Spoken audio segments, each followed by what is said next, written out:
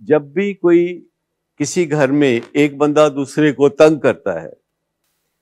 کوئی خاوند بیوی کو تنگ کرتا ہے، کوئی بیٹا ماں کو یا باپ کو تنگ کرتا ہے، تو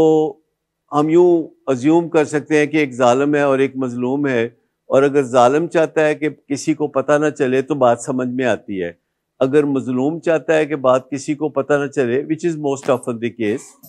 تو بات سمجھ میں نہیں آتی۔ پھر یہ جو سازش ہے ظالم اور مظلوم کے درمیان، اگر یہ پک جاتی ہے کہ کسی کو پتہ نہیں چلنا چاہیے، کسی دوست کو، کسی رشتہ دار کو، کسی انکل کو، تو پھر بات خراب ہو جائے گی، پھر یہ بات بہت خرابی کی طرف چلی جائے گی۔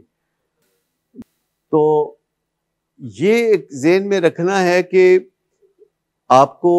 ظالم اور مظلوم کو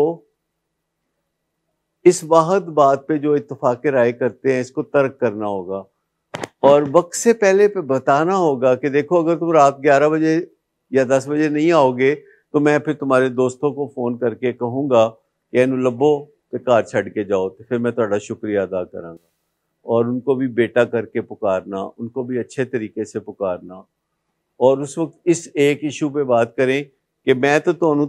تد مناں گا کہ تسی دوست ہو دے کہ تسی اے میرا کام کرو تے انہوں کو گھر آ ٹائم سے۔ تو اگر ایسی کوئی ترکیب کرتے ہیں تو کوئی بری بات نہیں ہے۔ یہ کوئی طریقہ نہیں ہے کہ چابی مل جائے اور میں پہلے 12 پھر 1 پھر 2 پھر 3 بجے میں آؤں۔ جو گھریلو سکون ہے وہ ٹوگیدرنس میں اور کوآپریشن میں ہے۔ جب ٹوگیدرنس نہیں ہوگی، جب کوآپریشن نہیں ہوگی تو گھریلو سکون کہاں سے آئے گا؟ تو پھر جب پیسوں کی ضرورت ہو تو والد کی طرف رجوع کرنا، تو پھر وہ اے ٹی ایم مشین ہو گئی نا، وہ والد تو نہ ہوا۔ اور بھی دیگر رشتوں میں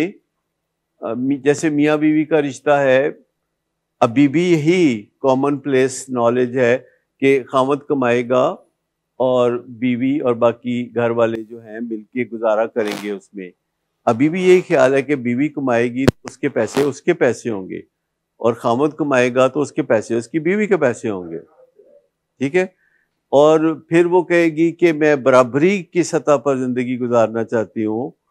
اور میں اس طرح کی پوزیشن حاصل کرنا چاہتی ہوں جس طرح کی آپ کو حاصل ہے، تو پر میں چاہتی ہوں کہ پیسوں کی فلو آپ کی طرف سے میری طرف آتی رہے